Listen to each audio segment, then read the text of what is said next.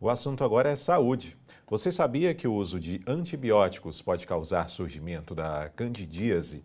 Quando um antibiótico é ingerido, ele é distribuído pelo sangue para todo o corpo. E, como consequência, esse tipo de fármaco acaba exterminando também bactérias boas que moram no nosso corpo e que têm papéis importantes de proteção. Para explicar esse processo, vamos conversar com a doutora Raquel Matos, que é ginecologista e também especialista em reprodução humana. Bom dia, doutora. Bom dia, Paulo. Tudo bem? Prazer estar aqui na TV Otimista novamente, no amanhecer. Tudo ótimo, muito obrigado pela sua participação aqui conosco hoje. Uma pergunta, né, um fato que chamou realmente a nossa atenção, até porque os antibióticos são medicamentos tão comumente utilizados, né, e a gente fica com aquele medo. E aí, o que é que será que ele pode causar de efeito em mim quando eu consumo esse tipo de medicamento, doutora? Na verdade, os antibióticos, eles conseguem matar os lactobacilos, né? Que são as nossas, digamos, as bactérias do bem, né? Células de defesa do nosso organismo, tanto da flora vaginal quanto da flora intestinal, tá? E aí não são só os antibióticos que fazem isso. Qualquer processo que mude o pH vaginal, seja utilizar uma medicação externa como antibiótico, ou até mesmo alguns anti-inflamatórios usados por longo tempo, como corticoides, por exemplo, também podem fazer esse efeito, tá?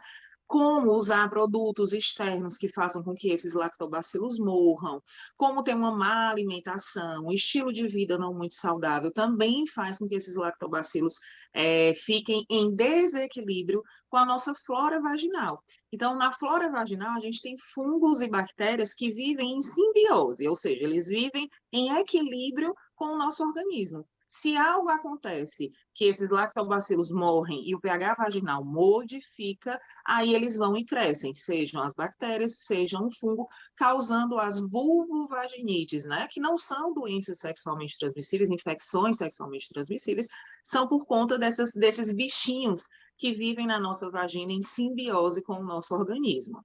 Bom, e no caso, há alguma forma, quando uma mulher, por exemplo, tem que fazer o tratamento com algum antibiótico, de impedir que esse processo aconteça? Sim, então, como eu falei, o estilo de vida da paciente fala muito com relação a como é que o organismo dela vai ficar. Então, a gente tem que ter uma alimentação saudável desde sempre, né? Que na verdade isso a gente deveria ter sempre.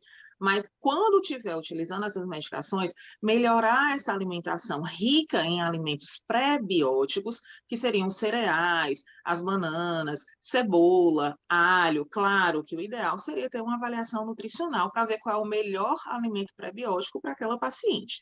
Mas ter uma alimentação saudável tomando essas medicações é o ideal, e a gente pode usar, lançar mão dos probióticos, né? Em que eu vou dar lactobacilo para aquela paciente para repor a flora que ela vai perder ao usar a medicação que ela está precisando naquele momento. Quero aproveitar até a oportunidade para perguntar, já que a gente está falando sobre essa saúde feminina. Recentemente houve um cancelamento aí do presidente de uma proposta que daria absorventes, né, de forma gratuita.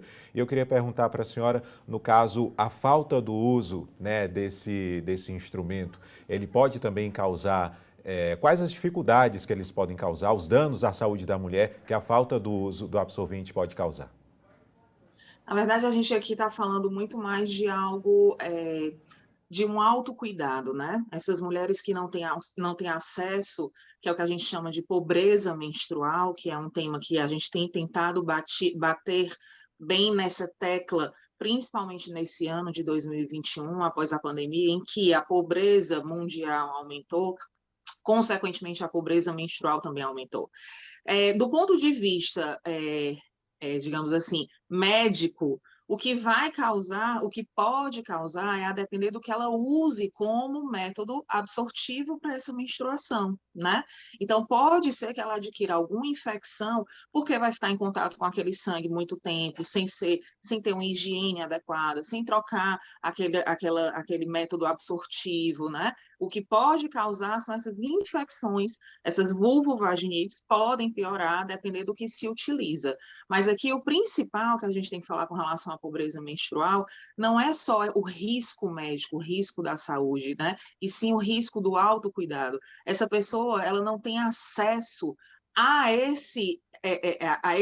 essa coisa que é tão, para a gente é tão corriqueira, é algo que parece que é tão simples. Meu Deus, como é que uma pessoa não tem acesso a um absorvente? Mas existe, gente. Existem meninas nos colégios que faltam aula porque elas não têm acesso a um absorvente. Então, assim, claro que não falando da parte política, que a gente não é partidário, a gente não pode falar sobre política, mas a gente precisa rever se há alguma mudança nessa lei para ela poder ser aprovada, porque essa lei tem que ser aprovada para essas meninas que não têm acesso ao absorvente íntimo, né?